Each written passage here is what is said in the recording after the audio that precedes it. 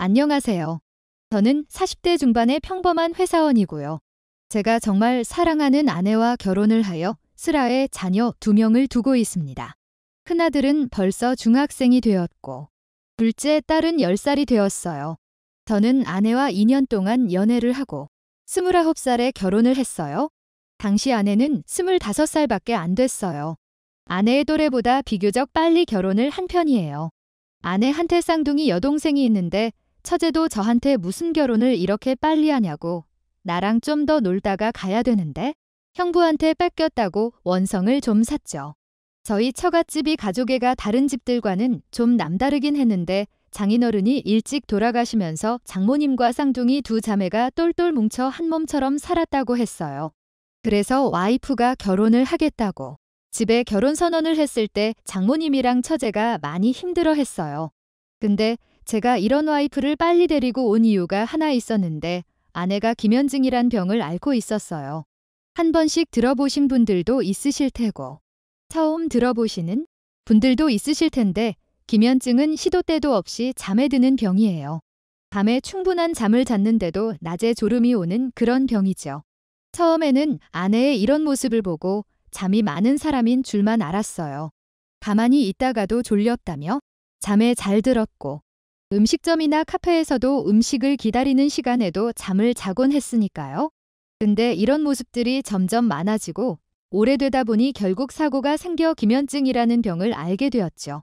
한 번은 아내와 같이 데이트를 하고 있었는데 아내한테 갑자기 탄력 발작 증세가 와서 근육에 힘이 빠지면서 앞으로 고꾸라진 적이 있었어요. 차가운 시멘트 바닥에 넘어지면서 코까지 부러졌었죠. 이런 아내의 모습을 보고 심각성을 깨달아 병원에 가서 검사를 받아보니 김현증이라는 진단이 내려졌답니다. 그 당시에는 굉장히 생소한 병이어서 아내나 저나 당황스럽기만 했었죠. 아내는 병원에 나오자마자 제게 "나는 이제 더 이상 자기랑은 못 만날 것 같아. 내가 자기를 붙잡고 있는 게 짐처럼 될 거야. 그러니까 그만 만나자 우리." 라며 이별을 고하더라고요. 이 말에 처음에는 많이 흔들렸습니다. 병원에선 현대의학으로 완치가 불가능하다고 했고, 증세가 더 심해지면 항우울제도 같이 사용한다고 했거든요. 아무리 아내를 사랑한다고 해도 제가 이 사람을 끝까지 책임질 수 있나 하는 고민을 하는 게 맞다고 생각을 했습니다. 감성보단 이성적으로 판단을 해야 했고, 아무런 생각 없이 "내가 너 책임질게" 라고 큰 소리를 쳤다가 나중에 무책임하게 헤어지자고 하면 그게 더 이 사람을 힘들게 할 거라고 생각을 했어요. 그래서 고민하고 연락을 준다고 했죠. 그렇게 저는 보름 동안 생각을 한 결과 이 사람이 없으면 제가 더 죽겠더라고요. 그래서 아예 결혼을 하자고 했습니다. 이런 아내를 내가 지켜줘야겠다고 생각을 했거든요. 그래서 일찍 결혼을 하게 된 거고요. 사실 아내가 장모님과 처제한테는 김현증 얘기를 하지 않고 있었어요. 엄마랑 동생이 걱정한다면서요. 그러다가 결혼 허락 받으면서 얘기를 했는데, 이런 비하인드 스토리가 있었다는 걸 알게 된 장모님과 처제는 나중에야 제게 미안하고 하셨어요. "우리는 아무것도 모르고 자네가 너무 빨리 체형, 감형을 데리고 가는 게 서운하기만 했었네. 근데 이런 뒤대기가 있었는 줄은 몰랐어. 되려 내가 자네한테 이 은혜를 어떻게 갚아야 될지 정말 면목 없고 미안하네" 라고 하셨죠. 그리고 처제 또한 울면서 형부 미안해요. 우리 언니 책임져 준다고 해서 고마워요" 라고 했죠. 저는 이런 두 분에게 "채영이 데리고 열심히 잘 살 테니까 많이 응원해 주세요" 라고 했어요. 물론 저희 부모님께도 아내의 이런 사정을 다 말씀드렸습니다. 근데 부모님이 위낙 열려있는 분들이시라 저희 선택에 대해 존중은 해주셨어요. 어머니께서는 걱정이 많으셨지만 이내 제게 좋은 말씀을 해주시며 부부가 이런 고난을 함께 이겨나가는 것도 좋은 모습 같다고 잘 살라고 응원을 해주셨죠. 그렇게 저희는 축복 아래에 결혼을 하게 되었고, 아내는 결혼과 동시에 집에서 살림을 하며 제 내조에 힘을 써주었습니다. 김현증 때문에 사회생활은 물론이요, 사람들 만나는 일까지 하지 못했거든요. 저는 이런 아내가 걱정이 돼 속으로 몇 번이나 울었지만 되려 아내는 이런절 위로하듯 오빠 비록 내가 완치는 안 되더라도 나 약 잘 챙겨 먹으면서 이겨낼 거야. 씩씩하게 잘 살 거야. 그러니까 오빠도 울지 마. 라고 했어요. 이런 모습이 가여 오면서도 대견하고 고맙고 그랬죠.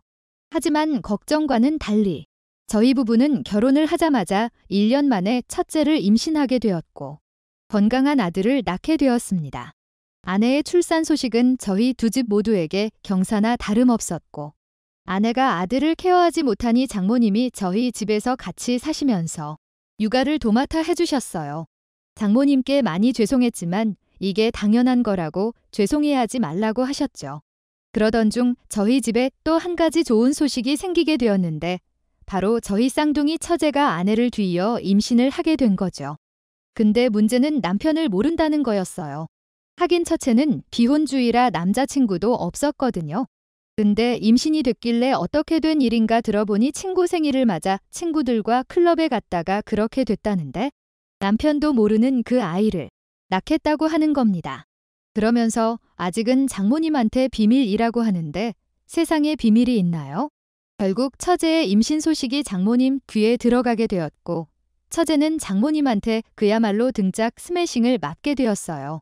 그런데도 끝까지 아이는 낳겠다고 하는 겁니다. 아빠 없이도 잘 키울 수 있다며 예전부터 결혼은 안 해도 애는 낳고 싶었다는데 조카인 저희 아들까지 보니 그 마음이 더 커졌다고 포기할 수 없다고 하는데 그 말을 들은 장모님은 쓸데없는 소리하지 말고 나랑 빨리 병원 가자며 억지로 병원에 끌고 가셨다가 초음파 사진을 보곤 차마 그럴 수 없겠다며 아이를 낳으라고 하셔더요. 그렇게 처제는 출산을 하게 되었고 예쁜 딸을 낳아더요. 저희 아들보다 2살이 어린 조카였죠. 저는 이런 조카딸에게 이모부로서 때론 아빠로서의 역할을 해주었어요.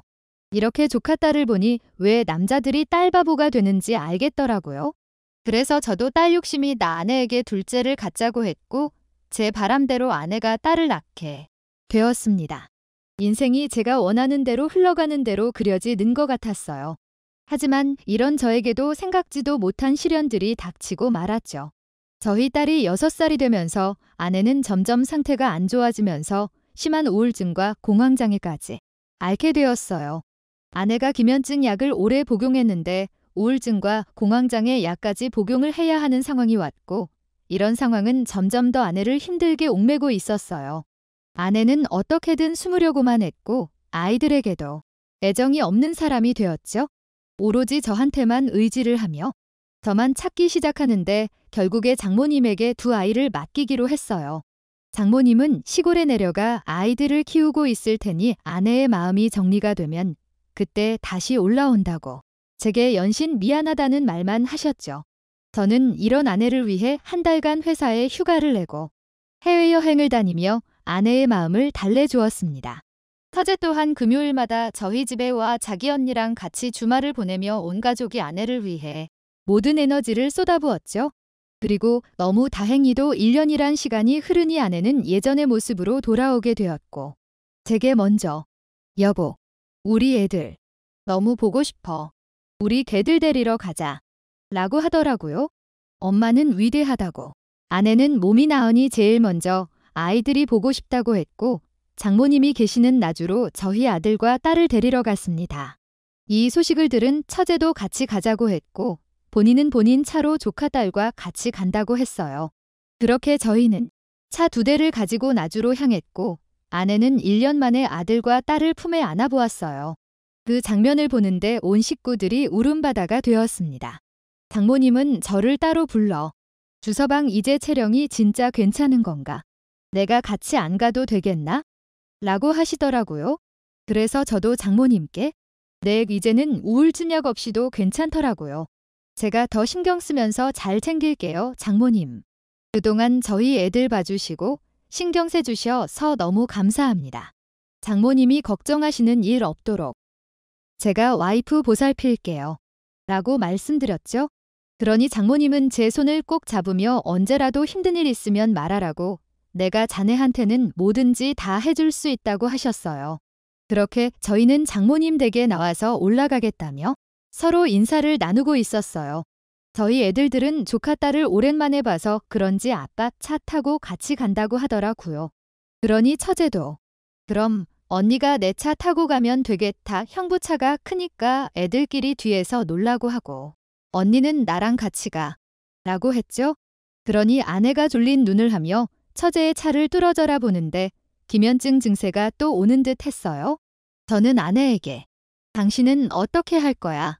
라고 하니 처제가 언니 또 졸려온 것 같은데? 형부 차 타고 가면 애들 때문에 시끄러우니까 내 차 타고 조용히 자면서 가. 라고 하더라고요. 그러니 장모님도 그렇게 하라고 가면서 좀 자라고 하더라고요. 근데 아내가 제게 좀 찜찜한 말을 하는데 선잠이 들어 환각에 빠졌는지 여보, 나 왜 저 차에 귀신이 타고 있는 것 같지? 라고 하는 겁니다. 전 그 말에 기분이 싸해. 그럼 나랑 같이 가자. 라고 하니 아니야 나 그냥 채연이 가명 차 타고 자면서 갈게. 라고 하더라고요. 그래서 저도 그럼 이따가 보자 하며 차에 올라탔고 이따가 보자고 했던 이 말이 아내와 나눈 마지막 말이 되어버렸습니다. 아내와 처제가 탔던 경차가 화물트럭과 충돌을 하며 형체를 알아볼 수 없을 정도로 완전히 찌그러지게 되었죠. 제 눈앞에서 벌어진 광경이었습니다. 아내가 제 눈앞에서 그런 사고를 당하는데 저는 몸이 움직이질 않았고 아무것도 할 수가 없었습니다. 이제와 생각해보면 아내가 했던 마지막 말이 맞았던 게 자동차 사고가 나는 차에는 그게 왜 자네 탓이냐며 자네는 우리 딸한테 평생을 헌신했다고 그런 말 하지 말라고 저를 보드담아 주셨습니다. 아내를 사고로 보내고 저는 제정신이 아니며 살았어요. 아이들 또한 엄마를 잃었다는 슬픔에 많이 힘들어했는데 그 당시에는 저 힘든 것밖엔 안 보여 애들을 감싸줄 여력이 없었죠. 지금도 그때만 생각하면 아이들에게 너무 미안할 따름이에요. 제가 한동안 회사까지 나가지 못하고 집에서 만폐인처럼 지내며 힘들어할 때 장모님은 조카 딸을 데리고 저희 집에 와서 저를 챙겨주시기 시작했어요. 저를 비롯해 새 아이들까지 챙겨주셨는데 한 1년 넘게 저희 집에 계셨죠. 저와 아들은 같은 방을 장모님도 제 딸과 조카 딸과 같은 방을 쓰면서 사셨어요. 장모님 말이 좁은 집이라도 이럴 때일수록 똘똘 뭉쳐 같이 살아야 된다고 하셨거든요. 그러던 어느 날 야심한 밤에 저는 화장실이 가고 싶어 잠에서 깼는데 아니 화장실에서 이상한 소리가 들리는 겁니다. 헥헥거리는 소리와 함께 숨이 넘어갈 듯한 소리가 들렸죠. 저는 너무 놀라 화장실 문을 두들겼어요. 아내 누구냐고 했죠. 그러니 이내 소리가 멈췄고 장모님이 화장실에서 나오시는 겁니다. 저는 그런 장모님을 보고 장모님, 어디 편찮으세요? 라고 하니 갑자기 저를 막 화장실 안으로 잡아당기더니 문을 잠기버리는데 저한테 주서방, 내가 자네한테 한 가지 요구를 좀 하면 안 될까? 라고 하시는 겁니다. 저는 그 말에 너무 놀라 왜 그러시냐고 했어요. 그러니 장모님은 욕조 안으로 들어가 허리를 숙여 똘똘 뭉친 수건을 제게 보여주기 시작하는데 세상에 그 새하얀 수건이 새빨갛게 물이 들어있는 겁니다. 저는 그 수건을 한 번 보고 장모님을 쳐다봤어요. 이게 다 뭐냐고 했죠? 그러니 장모님은 손으로 제 입을 막으며 애들이 들을 수도 있으니까 조용히 하라고 하는 겁니다. 저는 알겠다며 고개를 끄덕였고 화장실에서 나와 아예 집 밖으로 나갔어요. 그리곤 밖에 나오자마자 도대체 무슨 일이냐고 했죠. 그러니 이제는 내가 자네한테 솔직히 다 얘기를 해야 될 것 같아. 라고 하는데 무슨 말을 하시려고요? 했어요. 그러니 내가 얼마 남지 않았다네. 나 폐암말기 환자래. 라고 하시는 겁니다. 그 말을 듣는데 다리가 휘청거려 그 자리에 주저앉았어요. 저는 말도 안 된다며 그게 대체 무슨 말이냐고 왜 장모님이 얼마 남지 않았냐고 말도 안 된다고 하며 고개를 있는 대로 저었죠. 그러니 장모님도 나도 믿고 싶지가 않네. 내 딸들 보낸 지 이제 1년이 조금 넘어가는데 나까지 이렇게 데리고 간다니? 우리 모녀가 전생에 아주 못된 짓을 했나 봐. 그렇지 않으면 이런 벌을 내릴 수가 없지? 라며 가슴을 내리치기 시작하는 겁니다. 그러면서 제게 그래서 말인데 사위가 내 요구 좀 하나 들어줄 수 있겠나? 이 요구를 들어준다면 내 이름 앞으로 있는 집이랑 우리 둘째 딸 이름 앞으로 있는 집까지 자네한테 다 줄게. 라고 하시는 겁니다. 그 말에 대체 무슨 요구냐고 물었어요. 그러니 자네가 자네 조카딸한테 아빠가 되어 줄 수 있나? 말로만 아빠가 아닌 호적으로. 진짜 아빠 말이야. 이게 내 요구일세. 이제 나까지 저 세상 가게 되면 우리 채연이 처제가명 딸을 누가 보살피겠나. 응. 이라고 하시는 겁니다. 저는 이런 장모님의 요구에 쉽사리 결정을 하지 못했고 망설이며 아무런 대답을 하지 못했습니다. 사실 제가 조카딸을 딸로 입양하면 잘 키울 수 있을지 아빠로서의 역할은 잘 할지 용기가 나지 않았죠. 저희 애들한테도 좋은 아빠가 되어주지 못하고 있었으니까요. 그러니 장모님은 제 손을 부여잡고 제 앞에서 무릎을 꿇으며 내가 이렇게 빌면서 부탁 좀 할게. 이 노인네 마지막 소원 좀 들어주게나? 라고 하시는데 저도 그런 장모님 앞에서 무릎을 꿇으며 죄송하다고 하염없이 눈물만 흘렸습니다. 그날 저와 장모님은 서로 새벽동이 틀 때까지 울고 노여워하고 답답해하고 슬퍼하며 긴 이야기를 하게 되었고 결정까지 하게 되었습니다. 저의 결정은 장모님의 요구를 받아들이겠다는 결정이었어요. 제가 원래는 끝까지 안 된다고 했다가 장모님의 말 한마디에 마음이 움직였는데 저의 아내 이야기였어요. 자네가 아픈 우리 딸한테도 이렇게 좋은 남편이 되어줬었는데 조카딸한테도 좋은 아빠가 되어줄 수 있을 것 같네? 라고 하시는데 그 말을 들으니 두렵고 걱정이 되던 마음이 사라지는 듯 했죠. 장모님 말씀대로 아팠던 저희 아내에게 도 진심을 다하니 그 진심이 통한 것처럼 조카딸에게도 제 진심을 다하면 제 마음을 알아줄 수 있겠구나 싶은 생각이 들어 조카딸을 제 딸로 입양을 하게 되었습니다. 그리고 장모님이 눈을 감으시는 그날까지 옆에서 다 보살펴드리며 마지막을 함께 했습니다. 장모님의 장례 마지막 날 영정사진 앞에서 잠에 들었는데 그때 아내와 처제가 제 꿈에 나왔어요. 둘은 아무런 말도 없이 가만히 제 얼굴을 쳐다보는데 아주 밝게 웃고 있더라고요. 그 웃음에 모든 게 다 내재되어 있는 것 같았어요. 고맙다. 미안하다. 슬프다. 기쁘다. 라는 모든 게요.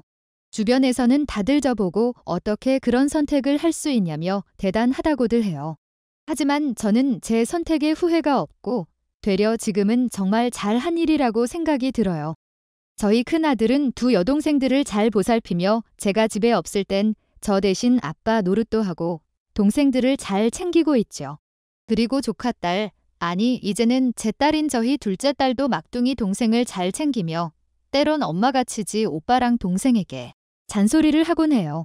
저한테도 술 많이 마시지 마라, 비타민 챙겨 먹어라 잔소리를 하더라고요. 저희 아이들 너무 기특한 게 다들 본인 자리에서 자기들이 맡은 역할을 톡톡히 하며 저를 많이 도와주고 있어요. 저 또한 이런 토끼 같은 아이들 덕분에 슬퍼할 시간도 없이 열심히 살고 있어요. 그러면서 제 목표가 하나 생겼는데요. 이세 아이들 정말 잘 키워서 아주 나중에 아내랑 처제랑 장모님을 만났을 때 나 애들 열심히 키웠지 라는 말을 하고 싶어요. 그때까지 온 정성을 다해 아이들을 키우는 훌륭한 아빠가 되려고 합니다. 지금까지 저의 긴 이야기 들어주시고 읽어주셔서 너무나 감사하고요. 항상 건강하시고 좋은 일들만 가득하시길 바라겠습니다.